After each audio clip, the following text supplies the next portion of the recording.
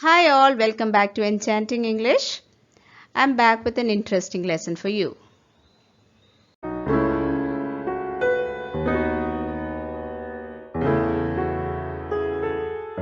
Today we are going to learn about correlative conjunctions. What are correlative conjunctions?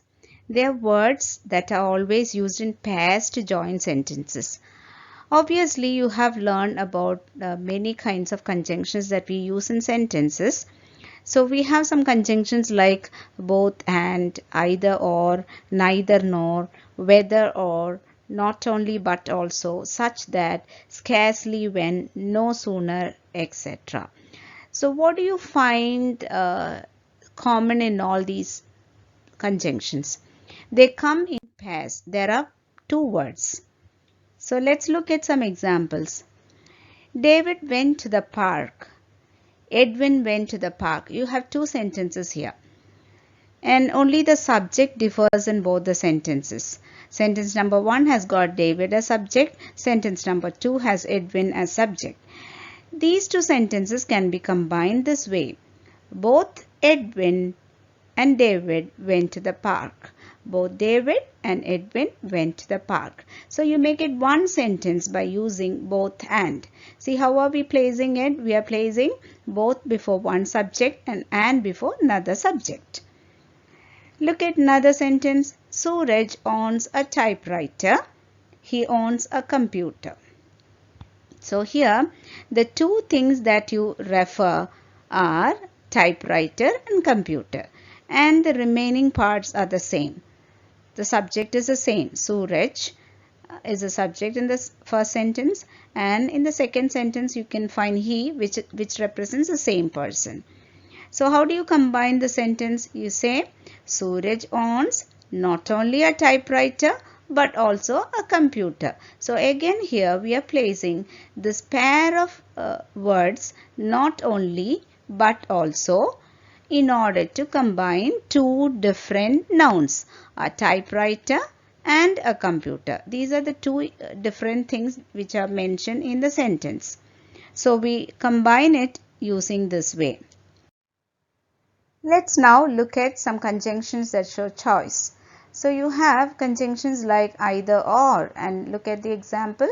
We must either carry the food from home or order it from a restaurant. So here you are given two options. Option number 1 is carrying the food from home, and the other option is ordering it from a restaurant. So these are the two different choices that you have, and we use either or to connect it together. You say you must either carry the food from home or order it from a restaurant. Let's look at another example now. Either Vimal or Amal has to give a speech. Either Vimal or Amal has to give a speech. So here you have the verb has, and you have two subjects here, Vimal and Amal. We are combining it using either or. And now you have an interesting thing to note here. Look at another sentence. Either Vimal or his friends have to give a speech. So here you understand the previous sentence had has as subject, and this sentence has got have as verb. First one is has, the second one is have. So your verb changes according to the subject that you have got. So the simple rule that you should understand here is that your verb should agree with the subject which is close to it. So in sentence number 1, Amal is a subject which is close to the verb has. It is singular and hence we are taking singular verb has. Whereas in second sentence, the subject his friends is close to the verb have, and hence we use have because friends is a plural form, and hence your verb is have. So always remember, when we use either or, your verb should agree with the second subject. Let's now look at neither nor, which is a negative form of either or. Look at some examples. I don't like tea. I don't like coffee.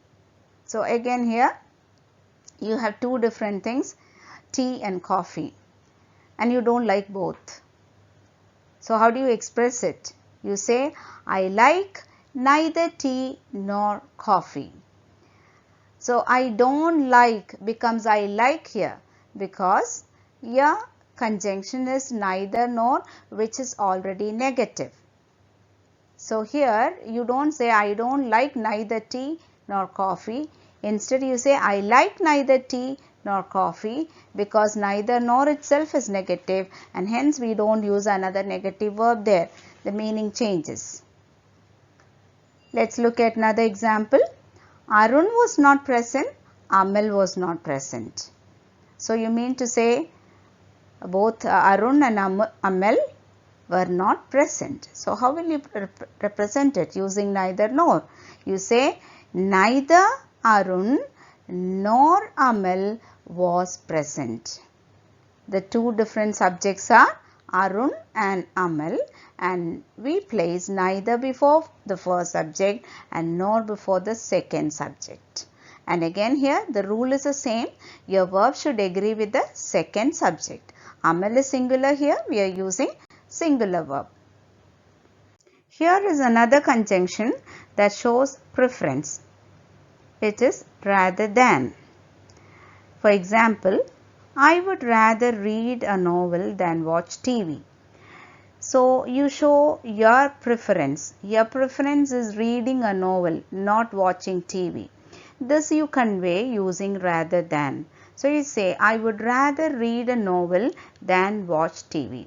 Remember, after would rather we use the present form, not the ing form. I would rather read a novel than watch TV. You have one more example. She would rather starve than beg. So, starving is her preference, not begging. This is conveyed using rather than. So, you say she would rather starve than beg. Again here you can see that we use starve and beg, which are the present forms. Now, let's look at another set of correlative conjunction, which is no sooner than. This structure we normally use in order to convey two simultaneous actions. Actions which are happening almost at the same time. So we say, no sooner did the teacher enter the class than the students stood up. So here, teacher entering the class and students standing up. These are almost simultaneous actions which are happening almost at the same time. So we say, no sooner did the teacher enter the class than the students stood up. You have one more example. No sooner did I reach home than I got a call from my manager. So reaching home and getting a call from a manager took place at the same time, almost same time. So they are almost simultaneous actions. So you say, no sooner did I reach home than I got a call from my manager. So in this context, you can also remember the sentence can be replaced using as soon as.